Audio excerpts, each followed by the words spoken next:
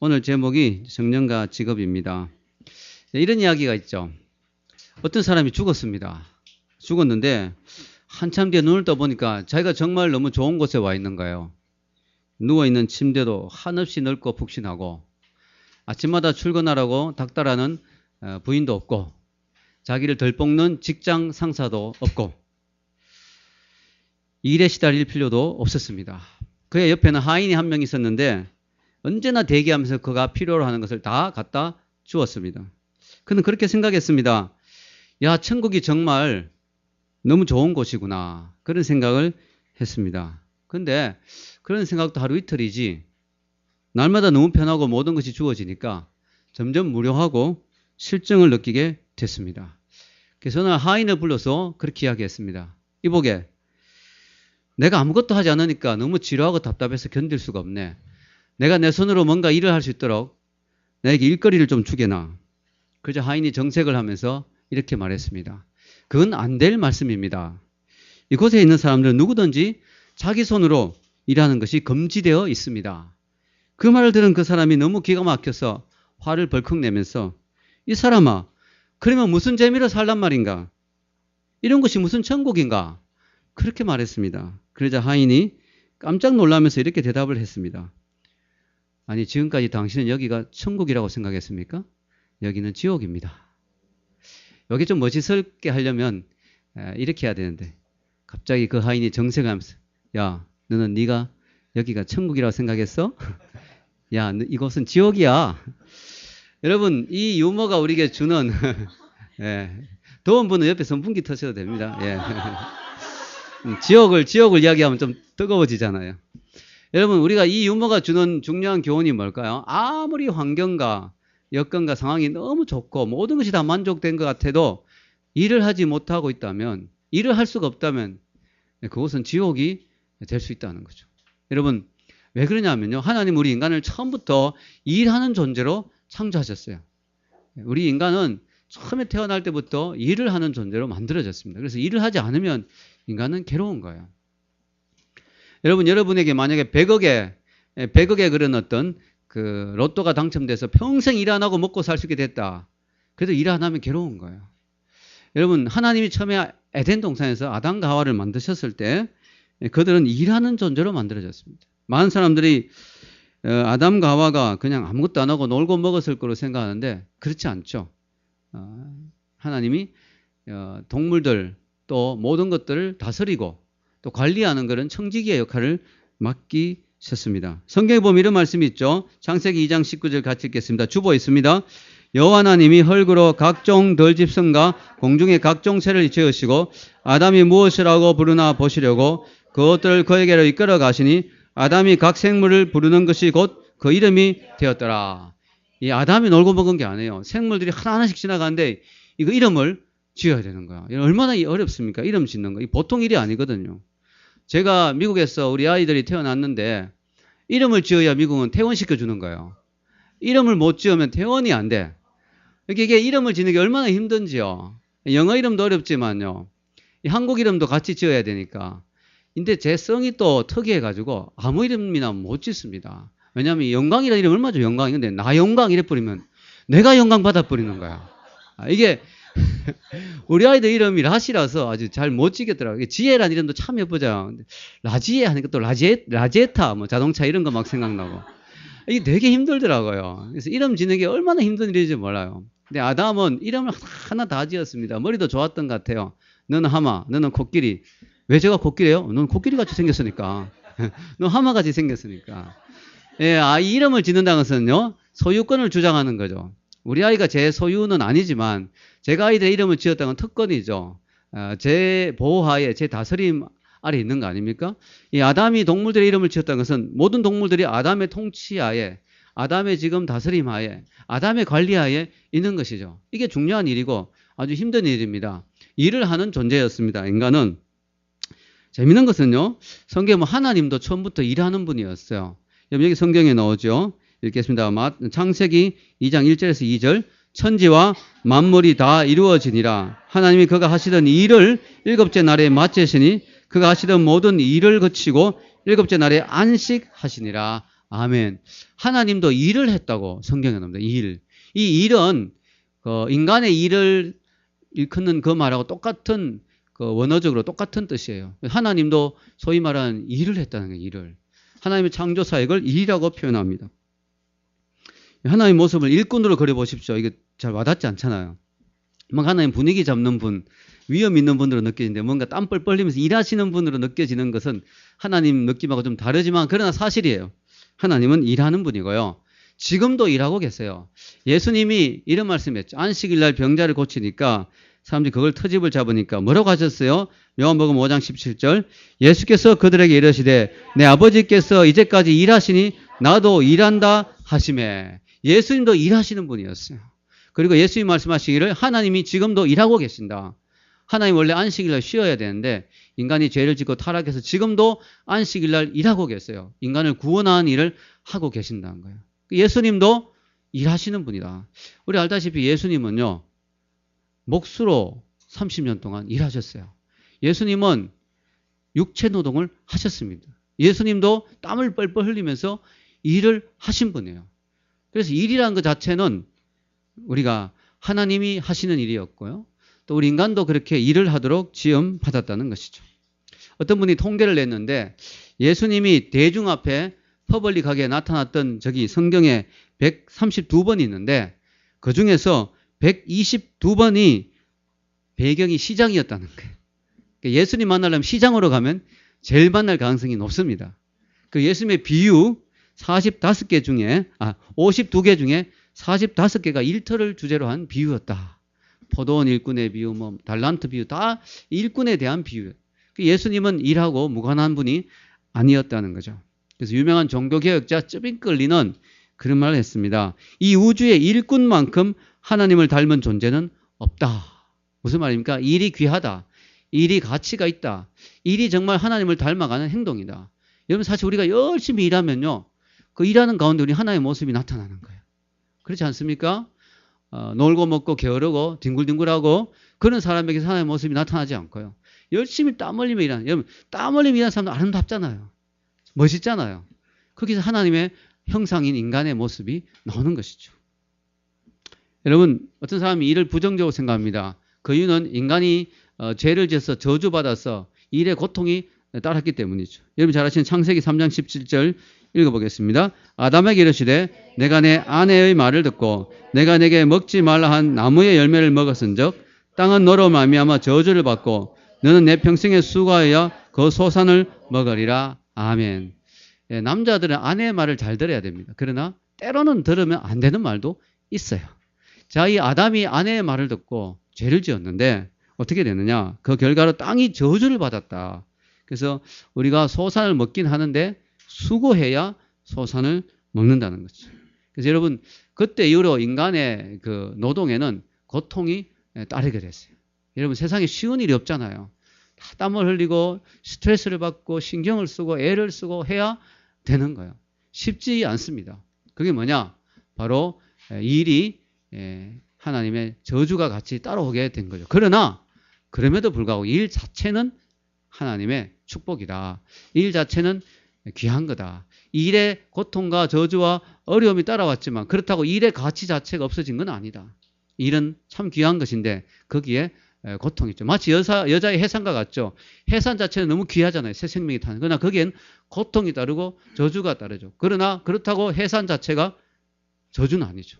너무 귀한 거지 않습니까? 그런 것 같아요. 일도 일 자체가 저주는 아니지만 거기에 고난과 어려움이 있습니다. 그러나 그럼에도 불구하고 일은 귀한 것이다. 오늘 성경에는 아주 바울이 노골적으로 이야기합니다. 뭐라고 이야기합니까? 일하기 싫거든 먹지도 말라. 예, 일하기 싫거든 먹지도 말라고 이야기합니다. 아주 직설적으로 아주 노골적으로 하는 이야기입니다. 그렇게 일하기 싫으면 먹지 마라. 일을 해서 열심히 먹어야 된다. 일을 하지 않는 사람, 일하기를 싫어하는 사람 먹을 자격도 없다고 이야기를 하는 것이죠. 우리 인간에게 있어서 직업은 대단히 중요한 일이죠. 여러분이 직장 때문에 많이 젊은이들이 고민하고 고생하지 않습니까? 취업이 쉽지 않은 시기니까요. 너무너무 감사한 건 우리 교회는 지금까지 거의 대부분이 취업이 됐습니다. 하나님이 우리 교회 성도들에게 복을 주신 게 눈으로 보이는데 참 취업이 잘 된 편이었어요. 지금까지. 계속 잘 될 줄로 믿습니다. 근데 여러분 중요한 거는요. 이 취업 전선에 뛰어들다 보면 야 정말 일할 자리가 있다는 게 너무 축복이구나. 이런 걸 느끼게 되죠. 여러분 그렇지 않습니까? 그래서 한때 그런 말도 있었어요. 어떤 젊은이가 취업이 잘 안 되니까 내 영혼을 팔아서라도 취업을 하고 싶다. 뭐 그런 말을 했는 게 인터넷에 떠돈 적이 있어요. 영혼을 팔면 안 됩니다. 우리가 뭐 파우스트 박사도 아닌데 영혼을 팔면 그만큼 일을 하고 싶다는. 왜냐하면 200개 정도 이력서 내도 안 되고 이래버리면 얼마나 괴롭습니까? 영혼을 팔아서라도 일하고 싶다. 간절한 정말 일하고 싶어하는 그 마음을 보여주는 것이죠. 여러분 정말 우리가 일한다는 것은 축복입니다. 저도 목사로서 설교해야 되는 대상이 있어야 되잖아요. 이게 일이잖아요. 설교가 일인데 목회를 하려니까 교인이 있어야 목회를 할 거 아니에요. 또 교회 자리가 있어야 할 거 아니에요. 제가 파주 쪽에서 교회를 개척하려고 오랫동안 수고를 했는데 교회가 안 났어요. 그때 정말 교회가 있어서 정말 말씀을 전하는 것 자체가 얼마나 축복인가. 내가 정말 목회할 수 있는 대상이 있다는 것이 얼마나 감사한가 하는 것을 그때 많이 느꼈습니다. 일할 수 있다는 것은 축복이죠. 여러분 우리가 일을 하게 되면 어떤 유익을 누릴까요? 세 가지를 제가 적어봤습니다. 첫째는요. 생계 유지죠. 생계 유지. 일단요. 일을 하면 좋은 게 돈이 들어오는 거죠. 여러분 우리가 돈이 꼭 필요하지 않습니까? 물질이 꼭 필요한 거죠. 이 세상을 살면은. 전도서 10장 19절에도 이런 말씀이 있습니다. 읽겠습니다. 잔치는 희락을 위하여 베푸는 것이요 포도주는 생명을 기쁘게 하는 것이나 돈은 범사에 이용되느니라. 돈은 범사에 도움이 된다. 이게 영어로 보니까요. Money is the answer for everything. 이렇게 되어 있습니다. 돈은 모든 것에 대한 답이 된다.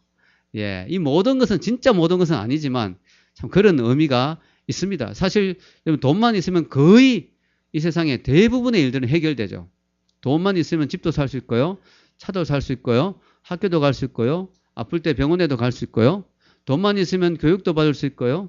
돈만 있으면 필요한 거 웬만한 것은 다 할 수 있어요. 물론 돈이 궁극적인 해답은 되지 않지만 돈이 우리에게 엄청나게 중요한 것은 사실이에요. 특히 이 자본주의 사회에서는 돈이 꼭 필요한 거죠. 심지어는 교회 헌금하려고 해도 돈이 있어야 되잖아요. 그래서 어떤 사람은 그런 사람도 있더라고요. 나 돈 없어가 교회 못 가겠어. 교회 갔더니 헌금하라고 그러니까. 근데 여러분 헌금은요 비례죠. 비례. 내가 돈이 많으면 많이 헌금하는 거고요. 적으면 적게 헌금하는 거예요. 하나님 보실 때는 쟤는 10억 했어. 쟤는 1,000원밖에 안 써. 이거 보시는 게 아니라 쟤는 자기 재정에서 거기서 얼마를 들였다. 과부의 동전 한 입이 바로 그런 거 아닙니까? 과부의 동전 한 입 예수님은 엄청나게 칭찬했죠. 왜냐하면 적은 데서 자기의 최선을 다했기 때문에. 그걸 보시기 때문에요. 여러분이 돈이 없으면 100원만 헌금하셔도 괜찮아요. 안 하면 너무 성의 없는 거잖아요. 100원만 하셔도 괜찮아요. 중요한 거는 내가 정말 돈이 많은데 1,000원 한다면 그건 잘못이죠. 중요한 거는 그런 건 아니죠. 근데 중요한 거는 선교 사업 하려고 해도 돈이 필요하고 헌금하려고 해도 돈이 필요해요. 다른 사람을 돕고 싶어도 돈이 필요한 거죠. 돈이 필요합니다. 그래서 우리가 생계 유지를 위해서는 꼭 직업이 필요한 거죠. 그래서 우리가 고정적인 수입을 얻을 수 있는 그런 직장이 필요합니다. 그럼에도 불구하고 돈이 이렇게 도움이 되지만 돈이 우상화되어서는 안 될 것입니다. 성경은 돈 자체를 악이라고 한 적이 없어요. 중요한 것은 돈을 사랑하는 행위, 돈을 절대화하는 행위, 그게 악이라는 거죠. 디모데전서 6장 10절 읽겠습니다. 돈을 사랑함이 일만하게 뿌리가 되나니 이것을 탐내는 자들은 미혹을 받아 믿음에서 떠나 많은 근심으로서 자기를 찔렀도다. 돈을 자세히 살펴보면 돈에 가시가 있어요. 가시. 돈이 우리를 막 찌르는 거예요. 근데 돈 자체가 우리를 찌르는 게 아니고 돈을 너무나 사랑하는, 돈을 정말 하나님보다 더 사랑하는 그 마음, 그게 일만하게 뿌리다. 이게 얼마나 무서운지 모든 악의 근원이 거기 있다. 지금 우리 주위에 보면 여러 가지 사건, 사고가 많이 생기잖아요. 여러분 사건, 사고가 생길 때 그럴 때 보면요. 대부분의 경우는 돈하고 관계된 경우 되게 많습니다. 맞죠?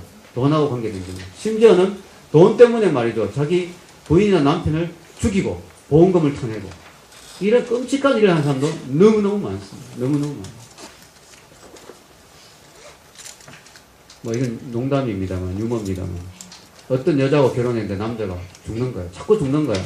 여자는 그때보다 보험을 타는 거예요. 첫 번째, 두 번째, 세 번째 남자 계속 죽었어요. 근데 첫 번째 남자는 버섯을 먹다가 죽었어요. 근데 두 번째 남자는 또 버섯을 먹다가 죽었어요. 세 번째 남자는 머리가 깨져서 죽었어요. 여자에게 물어봤습니다. 세 번째 남자는 왜 머리가 깨져서 죽었어요? 그러니까 그 여자 대답이 버섯을 먹지 않으려고 했어요. 그런 유머가 있습니다. 예. 자, 여러분, 예. 무섭다. 예, 정말 무섭죠. 정말 여러분, 돈 때문에 사람들이 사람을 죽이고 말이죠. 너무너무 끔찍한 일을 하는 이런 시대가 됐습니다. 여러분, 그래서요, 돈이 중요하지만 돈 된다고 다 하면 안 되는 거예요. 특히 직장을 선택할 때 여러분, 돈이 된다고 아무 직장이나 선택하면 안 되는 거죠. 성경은 이렇게 말하고 있지 않습니까? 읽겠습니다. 실족하게 하는 일들이 있음으로 말미암아 세상에 의가 있도다. 실족하게 하는 일이 없을 수는 없으나 실족하게 하는 그 사람에게는 화가 있도다. 예. 남을 실족하게 하는 직업이 있어요. 남을 실족하게 하는 술 파는 직업. 술 마시면 가정이 막 깨지고 사람이 실족하잖아요. 남을 실족하게 하는 그런 직업은 아무리 돈이 많이 들어오는데 하면 안 되는 거예요. 예를 들어 여러분이 너무너무 예뻐가지고 연예인이 됐다. 술 광고하는 데는 나가면 안 되는 거예요. 돈을 아무리 많이 줘도. 여러분, 그리고 또 뭐죠? 사기치는 직업. 남을 실족시키는 거죠. 그럼 보이스 피싱. 진짜 나쁜 거 아닙니까? 보이스 피싱. 남을 괴롭혀가지고 남을 사기쳐서 돈을 얻어내는. 이게 너무너무 나쁜 거 아니에요. 사람을 속인다는 거. 너무 안 좋은 거죠. 한 10년 전부터 보이스피싱이 시작됐죠. 제가 그때 저 파주에 있을 때 처음 전화를 받았는데 갑자기 전화와 무슨 은행에 통장에 지금 돈을 막 인출하고 있다고. 내가 그 은행에 계좌도 없는데요. 그러니까 그럼 누가 고객님의 카드를 주어서 가짜로 계좌를 만든 것 같습니다. 뭐 이러면서. 그래 처음으로 보이스피싱이라는 단어도 없었을 때였어요. 약간 느낌이 이상해가지고 제가 확인해보고 전화드리겠습니다. 성함이 어떻게 되세요? 저 막 당황하면서 박정희요 뭐 이런. 갑자기 당황하니까 이러면서 이런 이름이 있는가 이래서 이상하다 싶습니다. 전화번호 받아줬고 다시 전화했더니 통화가 안 되는 거예요. 여러분 이런 것들 참 문제가 많죠. 그래서 여러분 아무리 돈을 많이 준다 해도 남을 실족시키는 그런 직업을 선택하면 그것은 자손대대로 망하는 그런 지름길이 된다는 거죠. 케네디가의 저주라고 들어보셨죠? 케네디가 사람들이 계속 죽는 거야. 그게 케네디의 할아버지가 말이죠. 밀주를 팔아가지고 많은 사람, 미국을 휘청거리게 할 정도로 돈을 많이 벌었는데, 그것 때문에 그 케네디가 저주를 받았다. 이런 말도 있습니다. 그래서 여러분, 조심해야 되는 것이죠. 우리 기독 청년들은요, 직장이 중요합니다. 기도하면서 하나님 정말 좋은 직장을 주십시오. 다른 사람에게 유익을 끼치고, 나라 민족에 유익을 끼치는, 정말 하나님 나라에 도움이 되는 그런 좋은 직장을 달라고 그렇게 우리가 기도해야 될 줄로 믿습니다. 또 우리가 직업을 가질 때요, 꼭 기억해야 될 것은 직업이 생계 유지에 도움이 되지만 지나칠 정도로 일에 몰두하는 것도 조심해야 됩니다. 열심히 일을 하는 것은 좋지만요, 지나칠 정도로 일을 하는 것은 잘못된 것이죠. 그 차이가 뭐냐? 안식의 개념이 있느냐 없냐는 것이죠. 부지런한 건 좋아요. 그런데 안식의 개념 없이 일하면 안 된다는 거죠. 일 중독이라 하죠. 일 중독. workaholics. 일 중독이 될 정도로 일을 하면 안 되는 거죠. 이건 위험한 것이죠. 일 중독이 될 정도로 일을 하면은 건강이 무너지고 가정이 깨지고 하나님과의 관계가 무너지는 것입니다. 그렇게 갈 정도로 일을 하면 안 되는 거죠. 윌로 크릭 교회라는 그 유명한 그 외국의 교회가 있습니다. 이 빌 하이벨스 목사님이 교회를 개척했는데 교회가 엄청 부흥했어요. 엄청 부흥. 교회가 너무 커지다 보니까 교인들이 너무 많이 밀려오다 보니까 이 목회가 정신이 하나도 없는 거죠. 너무너무 정신이 없고 감당이 안 될 정도로. 그걸 잘 이렇게 일을 나누어 해서 이렇게 해야 되는데 혼자 막 다 하려고 하다 보니까 완전히 목사님이 일 중독이 되었어. 정신없이 일을 했다는 거죠. 어느 날 집에 갔는데 부인이 너무너무 침울한 표정으로 여보, 당신하고 이야기 나눈 지가 벌써 몇 개월이 됐어요. 좀 조용히 좀 대화 차라도 한잔 하고 싶어요. 그렇게 이야기했대요. 근데 이 목사님이 일 중독이야. 하나님 일을 해도 여러분 일 중독이 될 정도로 하면 안 돼요. 근데 이분이 이 하나님 일이라는 엄청난 그런 어떤 의미를 부여하면서 부인에게 이렇게 대답했다고 합니다. 이분 책에 제가 그대로 옮깁니다. 부인이 여보 차 한잔만 했으면 좋겠어요 하니까 부인에게 인상을 확 쓰면서 이 세상의 절반이 지옥으로 가고 있는데 당신은 날들어 집에서 당신 손이나 잡고 있으라고 하는 거요? 농담으로도 그런 말 하지 마시오. 당신이 정말 그리스도인 맞아요? 이렇게 죄에 빠진 영혼이 지옥으로 가고 있는데 이 영혼을 구원할 사명을 가진 사람을 방해하다니 당신은 그 사람들이 불쌍하지도 않소. 이렇게 이야기했다는 거예요. 나중에 이분이 그걸 회개하고 하나님이 내 눈을 열어주셔서 제가 잘못했다는 사실을 깨닫게 해주셔서 너무 감사하다. 만약에 그때 그대로 나갔다면 지금 이 소중한 부인과의 관계가 벌써 깨어졌을 거라고 그렇게 이야기를 합니다. 여러분, 하나님은 우리에게 안식일을 주셨어요. 재밌는 거는요, 하나님이 인간에게 일을 하라고 명령하셨잖아요. 생육하고 번성하고 그 다음에 충만하고 땅인 것들 다스리라고 일을 하라고 명령. 동시에 뭘 주셨어요? 안식하라고도 명령을 주셨어요. 안식해라. 십계명에 분명히 일하라는 명령도 있지만 십계명에 분명히 안식하라는 명령도 있는 거죠. 안식하라. 그래서 여러분, 일하라는 것도 명령이지만 안식하라는 것도 명령이에요. 이 균형이 있어야 되는 균형이. 여러분, 생계 유지, 돈을 벌고 좋지만 우리가 좋은 직장, 참 건전한 직장을 가지고 또 우리가 중요한 것은 안식할 수 있는 여유가 있어야 되는 것이죠. 두 번째, 우리가 직장을 가지게 되면 축복이 뭘까요? 자아실현이죠. 자아실현. 우리는 일을 통해서 뭐요? 자기 삶의 의미를 발견하고 자아실현을 경험할 수가 있습니다. 물론 모든 직장이 그렇게 행복한 것만은 아닙니다.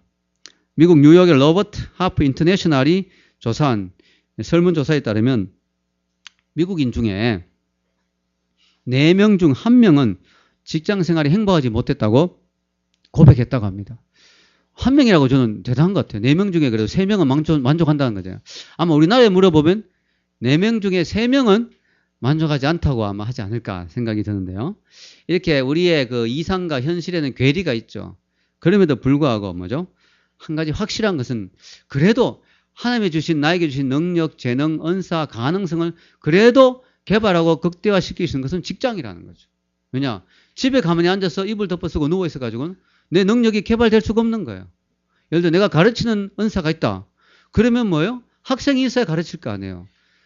학생을 억지로 모을 수도 있겠지만 제가 학교에 몸담고 보니까 한동대학교에 있으니까 저절로 학생이 모이는 거예요. 매 학기마다. 너무 쉽고 편한 거예요. 학생이 막 가득 차는 거야, 교실에. 그럼 저는 가르치는 은사를 마음껏 발휘할 수가 있는 거죠. 제가 일할 수 있는 그런 직장이 있기 때문에, 그런 일터가 있기 때문에 제게 주신 은사와 재능을 발휘할 수 있는 거예요. 그게 점점 개발되다 보니까 또 여러분이 이 교회에서 여러분들에게 설교할 수 있는 대상이 있잖아요. 설교할 수 있는 대상이. 너무 감사한 거죠. 설교하다 보니까 제 설교 능력도 개발되는 거예요. 그러다 보니까 뭐예요? 그걸 가지고 책을 쓸 수 있는 자리까지 가게 된 거죠. 책 쓰는 능력도 자꾸 개발되는 거죠. 중요한 것은 뭐냐? 하나님 우리에게 주신 그런 직장이라는 그런 일터라는 것이 있기 때문에 우리의 능력과 우리의 가능성을 개발하고 우리의 자아 실현을 할 수가 있는 거죠. 그래서 여러분, 여러분의 능력을 개발할 수 있는 직장으로 가는 것이 참 중요한 것입니다. 그런데 중요한 게 또 하나 있습니다. 뭐냐면은 비록 직장이 내 자아 실현, 내 능력 개발, 내 삶의 의미를 가져다 주는 곳이라 할지라도 거기에 내 삶의 의미의 모든 것을 찾으려고 하면 안 된다는 거죠. 왜냐? 그렇게 되면 시험 들 수 있죠. 왜냐하면 직장에서 내가 뭐 퇴직을 했다든가 아니면 직장에서 내가 원하는 대로 진급을 못 했다든가 그럼 나는 뭐냐? 자아 정체성을 직장에서 궁극적으로 찾으려고 하면 문제가 생길 수 있습니다. 우리 그리스도인의 자아 정체성의 가장 기초, 가장 궁극적인 것을 어디서 찾아야 되냐? 바로 우리가 하나님의 자녀라는 데서 찾아야 되는 것이죠. 요한복음 1장 12절 읽어보겠습니다. 영접하는 자, 곧 그 이름을 믿는 자에게는 하나님의 자녀가 되는 권세를 주셨으니. 아멘. 여러분이 직장에서 과장, 부장, 또 사장이라는 거기서 여러분의 궁극적인 여러분의 존재의 가치를 찾으려고 하면 여러분이 퇴직하거나 은퇴하거나 하면 인생이 허무해집니다. 여러분 사실 여러분 어떤 큰 회사의 CEO라는 자리는 너무너무 귀한 자리지만 여러분 그 자리를 하나님의 자녀라는 자리하고 바꿀 수 있겠습니까? 절대로 바꿀 수 없죠. 하나님의 자녀라는 정체성이 더 귀한 거예요. 그래서 우리는 그리스도인은 우리 정체성을 직업에서 찾는 것이 아니라 궁극적으로 하나님의 자녀라는 거기에서 찾아야 될 줄로 믿습니다. 여러분 우리가 만약에 직장에서 궁극적인 우리의 자존감과 자아 정체성을 찾는다면 어떤 문제가 생기느냐? 하나님 나라 확장보다는 내 직장에서 연봉, 또 서열, 또 진급 이런 것에 내가 더 인생의 의미를 부여하게 되는 거죠. 여러분 교회에서도 마찬가지입니다. 교회에서도 어떤 사람을 평가할 때 교회 안에도 자본주의의 어떤 영향이 와서 교회 안에서도 사회에서 성공한 사람, 출세한 사람이 더 대접받고 인정을 받는 경향이 사실 많습니다. 예. 그래서 교회에서도 사장이랄까, 아주 국회의원이랄까, 높은 사람이면 다르게 대우하는. 사실은 교회에서는요, 그 사람을 평가할 때 그 사람이 얼마나 하나님 앞에서 신실한가, 얼마나 진실한가, 얼마나 그 사람이 하나님 앞에서 정말 하나님을 사랑하고 이웃을 사랑하는가, 이걸로 평가받아야지 그 사람이 돈을 얼마나 많이 버는가, 그 사람이 얼마나 사회에서 높은 지위에 있는가, 이걸로 평가받아서는 안 된다는 거죠. 그래서 우리가 직장은 우리에게 자아 실현에 도움이 되지만 그것이 궁극적인 것은 아니라는 사실을 기억해야 됩니다. 세 번째는 하나님의 사명이죠. 직업이 중요한 이유는요, 그걸 통해서 우리가 하나님의 사명을 이룰 수 있는 자리가 될 수 있다는 거죠. 청교도들의 특징은 뭐냐면 자기가 하는 모든 일들 가운데 하나님의 그 연결해서 하나님과의 관계에서 의미를 찾으려고 했습니다. 그래서 청교도들은 직장을 직장이라 하지 않고 소명, 하나님이 부르신 자리라고 했어요. 콜링의 관점으로 봤습니다. 여러분, 오늘날 21세기는 특징이 뭐냐? 소비 중심 사회죠. 돈을 벌고 쓰는 것에. 그래서 보면 여러분 모든 신문 기사나 광고나 주위에 사람들 말하는 거 들으면 전부 어떻게 하면 돈을 많이 벌고 어떻게 하면 그걸 가지고 잘 쓸까? 이게 전부예요. 이게 전부. 오늘 이 사회를 구성하는 아주 중요한 가치가 바로 소비입니다. 소비. 소비를 위해서 또 돈을 벌어야 되고요. 그래서 직장에 일을 하는 이유도 바로 소비를 더 잘하기 위해서. 그래서 미국 사람들이 갖고 있는 중요한 밸류 중에 하나가 뭐예요? 이런 거죠. 죽을 때 가장 많은 장난감을 가지고 죽는 사람이 승리자다. 이런 거죠. 가장 많은 걸 누리는 사람이 인생에 성공한 사람이다. 그러나 여러분 그게 그렇지가 않죠.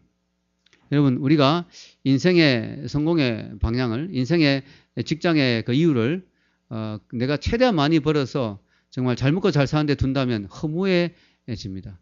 리 아이어코카라는 전설적인 제조업체 CEO가 있죠. 이분이 포드사에 딱 그 크라이슬러로 옮겨서 아주 회사를 회생시키고 아주 유명한 분인데요. 이분 자서전에 보면 이분이 이런 말을 합니다. 자서전에.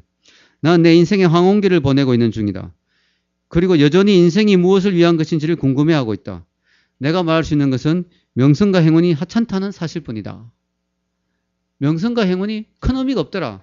물론 여러분 사람이 너무 돈이 없어가지고 정말 굶어 죽을 지경이다 이러면은 사실 안 되죠. 돈은 어느 정도 필요해요. 그러나 어느 정도 이상이 되면요 별 차이가 없는 거예요.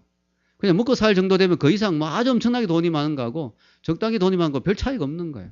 근데 정말 백만장자가 되기 위해서 인생의 모든 걸 바친다면 허무해지는 거예요. 인생이 허무해. 그럼 어떻게 해야 되느냐? 거기에 그 이상의 의미를 발견해요. 그게 뭐냐? 그러면 하나님의 세계 경영에 동참하는 거죠. 하나님은요, 이 세상을 지금도 통치하고 다스리고 계시죠. 하나님의 영향이 미치지 않는 곳은 한 곳도 없습니다.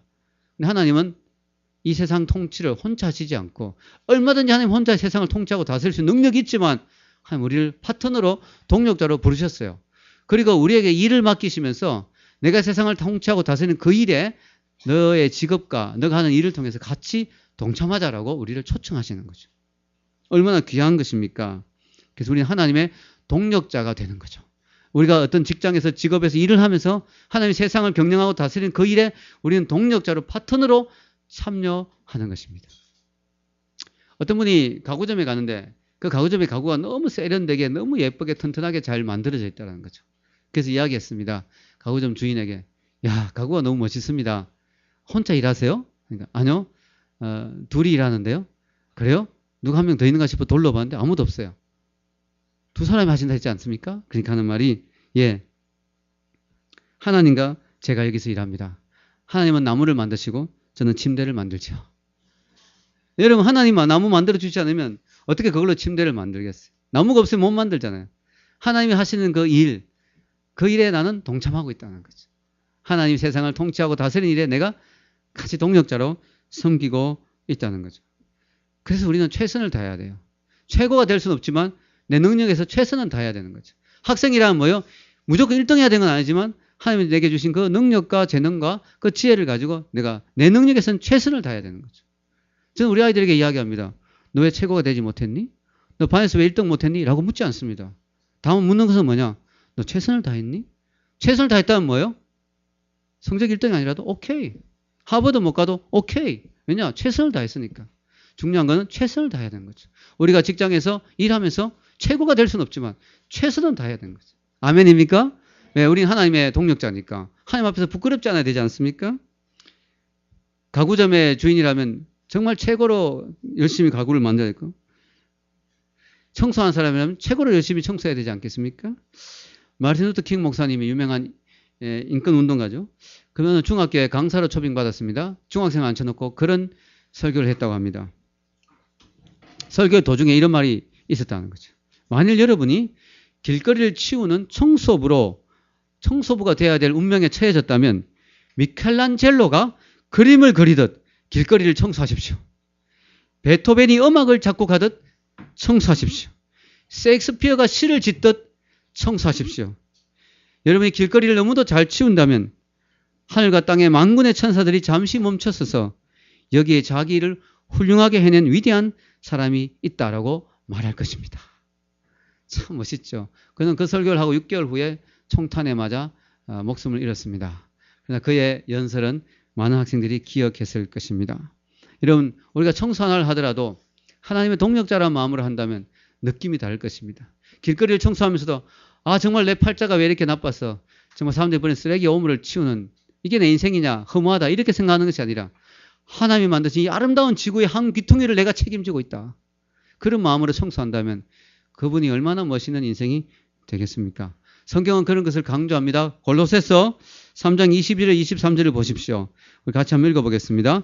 종들아 모든 일에 육신의 상전들에게 순종하되 사람을 기쁘게 하는 자와 같이 눈가림만 하지 말고 오직 주를 두려워하여 성실한 마음으로 하라. 무슨 일을 하든지 마음을 다하여 주께 하듯 하고 사람에게 하듯 하지 말라. 많은 사람들이 요령을 피우면서 일합니다. 그래서 그런 말이 있죠. 군대에서 소령, 중령보다 더 좋은 건 요령이다. 예. 특히 군대 일은 뭐예요? 때우면 되는 거예요. 시간만 때우면 제대하는 거니까. 아주 요령껏 하잖아요. 예. 사람의 눈에 눈가림하는 식으로 일하는 거예요. 그런데 우리가 하나님의 일을 하는 사람은 하나님의 동력자가 된 우리는 직장에서 일을 할 때 사람에게 하듯 하는 게 아니라 주님께 하듯. 예를 들어 길거리 청소해도 주님을 위해서 한다는 마음으로. 가구를 만들어도 주님이 앉으실 의자라는 생각으로. 그런 마음으로 해야 될 줄로 믿습니다. 여러분 이 말씀이 종에게 하는 말이에요. 당시 노예들에게 하는 말이에요. 여러분 노예들이 얼마나 주인들에게 당시 부당한 대우를 받았습니까? 종들이 얼마나 일하면서 정말 고통스러웠습니까? 그런데 그런 종들에게 너희들이 비록 종이고 노예지만 그러나 하나님을 섬기는 마음으로 주를 섬기는 마음으로 상전을 섬기고 일을 하라. 노예 제도가 잘못됐지만 노예 제도를 당장 개혁하진 않았어요. 그러나 그들이 그런 마음으로 주님을 섬기고 주님을 섬기는 마음으로 일을 했을 때 결국은 노예 제도도 무너지고 로마 제국도 무너진 것이죠. 여러분 우리가 하나님을 섬기는 마음으로 이런 공부도 여러분을 위해서 하는 게 아니에요. 하나님이 여러분의 공부를 통해서 하나님의 영광을 드러내기 위해서. 제가 그랬다니까요. 제가 대학교 1학년 때 예수님을 몰랐을 때는 제가 잘 먹고 잘 살기 위해서 공부했어요. 그러니까 공부가 안 되더라고요. 공부하기도 싫고. 근데 하나님을 믿고 나니까요. 대충 공부할 수가 없죠. 왜냐? 하나님을 위해서 하는 공부니까 정말 주님을 섬기는 마음으로 공부하게 되니까 성적이 오르더라고요. 여러분 정말 우리는 하나님을 섬기는 마음으로 뭐든지 해야 되는 거죠. 17세기 시인 조지 허버트는 이런 시를 남겼습니다. 나의 하나님 나의 왕이시여 모든 일 안에서 당신을 볼 수 있도록 나를 가르치소서. 내가 무슨 일을 하든 당신을 위해 하듯 하게 하여 주시옵소서. 그런 시를 남겼습니다. 여러분 고든 코넬 신학교의 에더슨 리치 교수님이 학생들이 공부하는데 너무 게을러서 학생에게 따끔한 충고를 줘야 되겠다는 생각이 들었어요. 그래서 학기 말 이제 마무리를 하기 위해서 모임을 가졌는데 그때 교수님이 이런 이야기 했습니다. 학생들이 이제 집에 돌아갈 생각을 하는 거죠. 마음이 막 부풀어 있죠. 빨리 시험 치고 이제 집으로 돌아가야지. 근데 이런 이야기 했어요. 여러분 이제 시험을 치고 난 비행기를 타고 집으로 돌아가실 터인데 여러분이 타는 비행기 조종사가 이번 학기에 여러분이 공부했던 그런 태도로 비행기를 점검했다고 생각하면 어떻겠습니까? 학생들이 충격을 받았습니다. 그렇잖아요. 여러분 우리가 주님의 일을 할 때 세상의 일을 할 때도 마찬가지죠. 주님을 섬기는 마음을 하지 않으면 누군가가 손해를 보게 됩니다. 여러분 우리 직장은 단순히 일터가 아닙니다. 하나님의 영광을 드러내는 하나님의 사랑을 드러내는 하나님이 하신 일을 드러내는 사역지라는 것이죠. 이것은 부담스럽지만 특권입니다. 19세기의 위대한 개척 선교사였던 허드슨 테일러는 이런 재미있는 이야기였어요. 개와 고양이 테스트란 말을 했습니다. 개와 고양이 테스트 이게 뭔지 아세요? 이런 말을 했어요. 만일 당신의 아버지와 어머니, 형제와 자매, 당신 집에 있는 개와 고양이가 당신이 그리스도인이 되었기 때문에 더 행복해지지 않는다면 당신이 진정한 크리스찬인지 의심스럽다. 네, 참 재밌는 말이죠. 여러분, 우리가 예수님을 믿게 되면 내 주위에 있는 사람들이 더 행복해져야 돼요. 더 혜택을 누려야 돼요. 여러분, 직장 동료도 마찬가지죠. 여러분, 예수님을 믿기 때문에 그들이 더 많은 혜택을 누리고 더 행복해져야 됩니다. 그때 그들에게 복음이 들어가고 영혼의 구원이 일어나는 것이죠. 이런 마음으로 우리가 직장을 섬기고 우리가 옆에 영혼들을 섬길 때 그 직장이 하나님의 거룩한 소명의 장소, 사역지가 될 수 있는 것입니다. 여러분, 우리에게 위험한 게 뭐냐면요.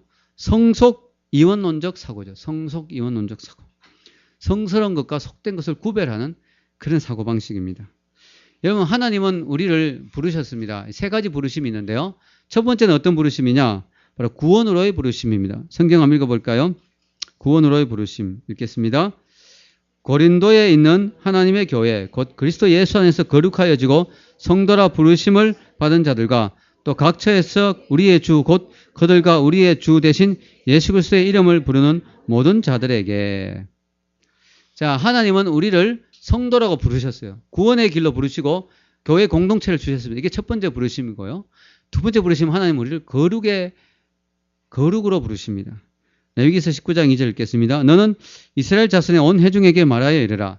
너희는 거룩하라. 이는 나 여호와 너희 하나님이 거룩함이니라. 우리가 거룩하도록 하나님 우리를 거룩으로 초청하세요. 세 번째가 바로 사역으로의 부르심이죠. 읽겠습니다. 예수 그리스도의 종 바울은 사도로 뭐를 받았다고요? 부르심을 받아 하나님의 복음을 위하여 택정함을 입었으니 사역으로의 부르심이 있습니다. 근데 여기서 중요한 게 뭐냐? 많은 사람들이 그래 이거는 사도 바울이나 그런 거 아니냐, 목사님이나 소명을 받고 부르심을 받은 게 아니냐 이렇게 생각이 쉽습니다. 그래서 부르심을 받은 자들, 사역으로 부르심을 받은 자들을 목회자, 성직자들로만 생각하는 경향이 많습니다. 이것은 잘못된 생각입니다. 우리가 직업이 영어로 job도 있고요. vocation이라는 거죠. vocation이 직업인데요. vocation이 바로 라틴어인 vocatio에서 왔죠. vocatio란 말이 바로 부른다는 뜻입니다. 부른다. 우리 직업 자체가 하나님의 부르심이에요. 부르심. 예. 우리 동방박사 사장님도 오셨지만 동방박사도 하나님 부르셔서 그런 일을 하게 하신 거죠. 예, 부르심입니다. 부르심. 여러분, 베드로전서 2장 9절에 이렇게 나와 있습니다. 읽겠습니다. 그러나 너희는 택하신 족속이요 왕같은 제사장들이요 거룩한 나라요 그의 소유가 된 백성이니 이는 너희를 어두운 데서 불러내어 그의 기이한 빛에 들어가게 하시니에 아름다운 덕을 선포하게 하려 하심이라. 여기서 중요한 거는요, 이 너희가 목회자들에게만 하는 말이 아니에요. 모든 성도에게 하는 말씀입니다. 여러분 한 사람 한 사람이 뭐예요? 다 부르심 받은 사람들이다. 하나님의 아름다운 덕을 드러내기 위해서 그 일을 하기 위해서 여러분을 제사장으로 나라로 세우시고 부르셨다는 거죠. 만인 제사장 원리죠. 그래서 여러분의 세속적인 직업, 소위 말해서 세속적인 직업이라는 그 직업도 남을 망치게 하는 그런 직업만 아니라면 하나님이 그 일을 통해서 하나님의 아름다운 덕을 선전하고 하나님의 아름다운 영광을 드러내기 위해서 부르신 자리라는 거죠. 부르신 자리라는 거죠. 월리엄 틴데일은 이런 말을 했습니다. 세상적인 관점에서 볼 때 접시를 닦는 일과 하나님의 말씀을 전파하는 일에는 차이가 있지만 하나님을 기쁘게 한다는 관점에서 보면 모두가 동일하다. 접시 닦는 것도 하나님을 위해서 한다면, 하나님을 섬기는 마음으로 한다면 다 귀하다는 거죠. 우리는 보통 주의 일과 세상 일을 구분하죠. 교회에 나와서 이렇게 말씀 전하는 거 이런 건 주의 일. 세상에서 청소하고 또 기업을 운영하고 이건 세상 일 이렇게 생각하는데 사실은 주의 일과 세상 일이 그렇게 구분되는 게 아니에요. 주님을 섬기는 마음을 하면 주의 일이고요. 예배 드리면서도 자기의 어떤 직업적인 그런 자기의 어떤 그런 돈벌이를 위한 수단으로 예배 드린다면 또 하나의 어떤 그런 하나님에 대한 마음 없이 예배 드리면 그것은 주의 일이 아니고 세상 일이에요. 여러분 성경에 이스라엘 백성들이 얼마나 하나님께 예배 드리면서 야단맞은 줄 아세요? 너 찬양 소리 듣기 싫다. 너 비파 소리, 수금 소리 듣기 싫다.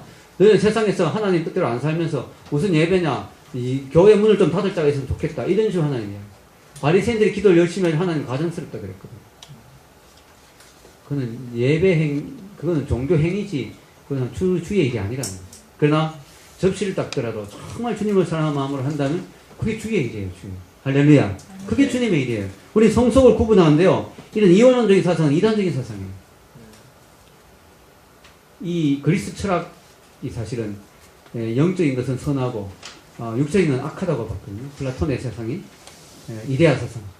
그래가지고 그게 영지주의로 넘어갑니다. 영지주의가 바로 물질적인 것은 다 악하다고 봤어요. 그래서 예수님이 육체로 오신 것도 안 믿었어요. 어떻게 신이 더러운 인간의 육체로 올 수 있느냐 이래가지고 이 영지주의가 교회에 선배들었습니다.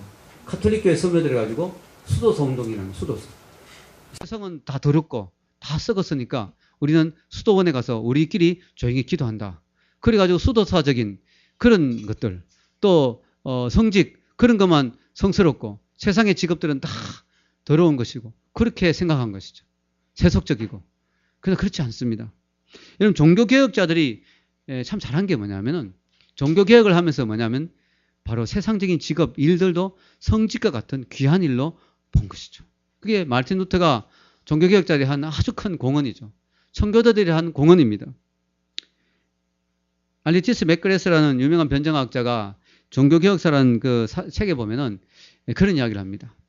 제가 그대로 읽으면 좀 답답하고 지루할 수 있으니까 제가 풀어서 설명해 드릴게요. 그분 책에 이런 말을 합니다. 마르틴 루터가 독일 사람이죠. 루터가 베루프라는 단어를 썼는데 이게 소명이라는 뜻입니다. 소명. 이 단어가 지금까지는 성직자에게만 쓰여졌는데 마르틴 루터가 이 단어를 세상적인 직업에 썼다는 거예요. 세상적인 직업에 이 단어를 사용했다는 거죠. 이게 엄청난 혁명이었다는 거죠. 즉 세상적인 직업도 얼마든지 하나님이 콜링해서 불러서 맡기신 거룩한 주의 일이라는 것이죠. 그게 종교개혁자들이 한 일이라는 것입니다. 여러분 세상적인 일들이 얼마나 귀한지 몰라요. 여러분 저는 자주 생각합니다. 정말 내가 만약에 감자 하나를 먹는데 정말 농부가 없고 마트가 없다면 내가 직접 감자를 키워서 이렇게 해가 먹어야 되는데 얼마나 힘들까. 내가 신발을 신는데 신발 만드는 공장이 없고 신발 파는 신발 가게가 없어서 내가 정말 직접 정말 뭐 이렇게 해서 막 신발을 만든다면 얼마나 힘들까. 이런 거 생각하지 않습니까? 여러분 집에 이사 가서 도배 해보십시오. 도배를 내가 직접 해보십시오. 얼마나 힘든지 몰라요. 도배비 좀 아끼려고 직접 도배를 하면요 그 큰 집에 방에 막 도배 쉽지 않습니다. 부부가 같이 해야 되겠죠. 부부싸움 나기 딱 좋습니다. 도배하고 나면 반드시 부부싸움 일어납니다. 근데 도배 전문가를 부르면요 1시간 만에 끝내. 하루 종일 해야 될 일을 1시간 만에 끝내보죠. 우리가 하면 뭐예요? 막 풀 다 손에 묻고 막 얼굴에 막 풀 떨어지고 목이 아프고 막 하루 종일 천장 보고 갔다가 목 디스크 오고 그죠? 부부싸움하고 다 붙여놓고 나면 뭐예요? 도배지가 막 울고 막 일어나고 막 툭 떨어지고. 여러분 어떤 직업의 전문가가 있다는 게 얼마나 고마운지 몰라요. 그분이 그분의 그쪽 일에 전문적인 일을 하는 분이 있어서 난 조금의 페이만 하면 너무 쉽게 그 혜택을 누린다는 거. 여러분 버스 기사가 있고 지하철 운전사가 있고 얼마나 감사합니까? 여러분 지금 우리 이렇게 걸어왔다고 생각해 보죠. 아침에 일어나서 아직까지 도착 못했어요. 여러분 얼마나 감사합니까? 이런 부분에서 전문적인 분들이 있다는 것이 이 직업이 다 하나님의 세계 경영에 우리가 동참하면서 하나님의 귀한 일들을 우리가 같이 하는 것입니다. 여러분 그래서요 각자의 자리에 부르심이 있어요. 어떤 사람 하나님은 학생으로 부르셨어요. 어떤 사람은 가정주부로 부르셨어요. 여기 우리 구집사님 앉아 계시지만 이 구집사님이 지금 하신 일이 너무너무 귀한 일이죠. 내가 뭐 이 하나님 일을 큰 일을 해야 되는데 나는 집에서 접시만 닦고 있느냐? 아닙니다. 너무너무 귀한 일이죠. 귀한 하나님의 사람들을 키워내는 3명의 아이들을 키우고 있지 않습니까? 너무 귀한 일이죠. 여러분 너무너무 귀한 거예요. 저희 장모님도 집에서 설거지 하시고 하시지만 그거 하시기 때문에 저는 설교 준비할 시간이 있는 거예요. 제가 설거지 하려면 설교 준비할 시간도 없어요. 너무너무 귀한 일입니다. 이 주님의 일이 주의 마음으로 한다면 다 귀한 일이죠. 그래서 여러분의 직장에서 남들이 보기엔 하찮은 일일 것 같아도 정말 주님을 사랑하는 마음을 한다면 그걸 통해서 하나님은 여러분의 소명을 이루시는 거예요. 성경에 보면요 정말 귀한 사람이 하나 나오는데 누구냐면 열왕기상에 보면 구약이죠. 열왕기 5장에 보면 여기 적어놓지는 않았는데요. 어떤 한 소녀가 나옵니다. 이 소녀는요 이름도 없어요. 이름도. 근데 전쟁 포로로 아마 끌려온 것 같은데 이 아람의 나만 장군의 집에 계집종으로 진짜 막 이름 없는 그 종으로 팔려왔는데 이 자리는 자기로서는 하나의 자기가 해야 되는 일 자리죠. 어떻게 보면 직장이라고 볼 수 있는데 정말 비천한 자리죠. 아무도 알아주지 않고 그것도 전쟁이나 포로로 끌려가 노예로 사는 거니까 얼마나 괴롭습니까? 근데 그 소녀는 하나님을 경외하는 소녀였던 것 같아요. 나만 장군이 문둥병 걸렸는데 아무래도 병이 안 낫는 거예요. 이 소녀가 넌지시 주인 아주머니에게 관계가 좋았겠죠. 평상시에 인정을 받았겠죠. 나만 장군님이 너무너무 비참한데 도저히 방법이 없는데 저희 나라에 이스라엘에 가시면 엘리사라는 선지자가 있는데 혹시 거기 가시면 하나님 낫게 하실 수도 있다고. 그 한마디를 해줍니다. 그 말 듣고 나만이 가서 낫는 거예요. 낫고 하나님의 영광을 돌리잖아요. 그 한 나라의 장군이 하나님께 영광 돌리고 수많은 사람들이 하나님 앞에 하나님 이름을 높이게 되는 이 소녀를 생각하면 눈물이 납니다. 얼마나 부모가 보고 싶었겠어요. 얼마나 외롭고 힘들었겠어요. 성경에 이름도 안 나와 있는 정말 이름도 없는 무명의 소녀인데 이 소녀가 자기 부르신 자리에서 최선을 다했을 때 그게 하나님의 영광이 너무나 크게 드러났다는 거죠. 바로 그것이 하나님이 우리를 부르신 자리입니다. 그러므로 성속을 구분하는 것이 아니라 무슨 일을 하든 주의 일을 주님을 섬기는 마음으로 해야 될 줄로 믿습니다. 결론을 내리겠습니다. 저는 오늘 청년과 직업이라는 제목으로 말씀을 전했습니다. 막심 고리키가 이런 말을 했죠. 여기 적어놨는데요. 여기 없나요? 예. 막심 고리키 이런 말을 했습니다. 일이 즐거울 때 인생은 기쁨이 되고 일이 의무가 될 때 인생은 노예가 된다. 참 좋은 말입니다. 일이 즐거우면 그 일이 즐거우면 인생이 기쁜 거예요. 근데 일이 의무감으로 되면 노예가 되는 거예요. 너무 괴로운 거예요. 여러분 우리가 일이 즐거운 사람, 쉬운 사람은 없습니다. 그러나 우리가 주님이 내 하는 일들 가운데 하나님의 섭리와 계획이 있다는 걸 믿고 할 때 거기 하나님 주시는 기쁨이 있어요. 은혜가 있습니다. 여러분 우리가 앞으로 대학을 졸업하고 취직을 하게 되면요. 여러분 인생의 대부분을 직장에서 보내게 됩니다. 그렇죠? 아침부터 저녁까지 9 to 5 보통 미국 사람들 그러지만 우리나라 사람 9 to 11 진짜 힘들죠. 직장에서 여러분의 삶을 대부분 보는데 만약 그 직장이 괴롭다면 여러분 인생이 얼마나 괴롭겠어요. 그래서 여러분이 직장에서 행복해야 됩니다. 직장에서 하나님을 만나야 됩니다. 직장이 산 제사를 드리는 장소가 되고 거룩한 예배의 장소가 돼야 됩니다. 그래야 우리의 인생이 행복할 수가 있습니다. 그리고 여러분 우리가 빨리 하나님 나라를 확장해야 되는데요. 주님 빨리 오셔야 되는데 우리가 우리의 사역지를 우리가 사역한 장소를 교회로만 국한한다면 얼마나 하나님의 나라가 좁아지겠어요. 우리 일하는 삶의 자리, 세상에서 일하는 그 직장의 자리도 하나님의 나라가 임하는 그런 하나님의 사역지가 되어야 됩니다. 사역지의 개념을 그렇게 확장해야만 하나님의 나라가 속히 올 것입니다. 우리 모두가 이런 마음을 가지고 결심하십시오. 내일부터는 하나님과 함께 출근한다. 내일부터는 예수님과 함께 도서관에 간다. 여러분이 하는 모든 일, 모든 공부, 모든 일들이 바로 하나님의 일인 것입니다. 할렐루야. 그런 마음을 하실 때 하나님 함께 하실 줄 믿습니다. 우리 한번 기도하실 때 하나님 내가 하는 일들 가운데 내가 하는 공부 가운데 내가 하는 모든 일들 가운데 주님의 영광이 드러나고 하나님의 이름을 높이게 하여 주시옵소서. 우리 같이 한번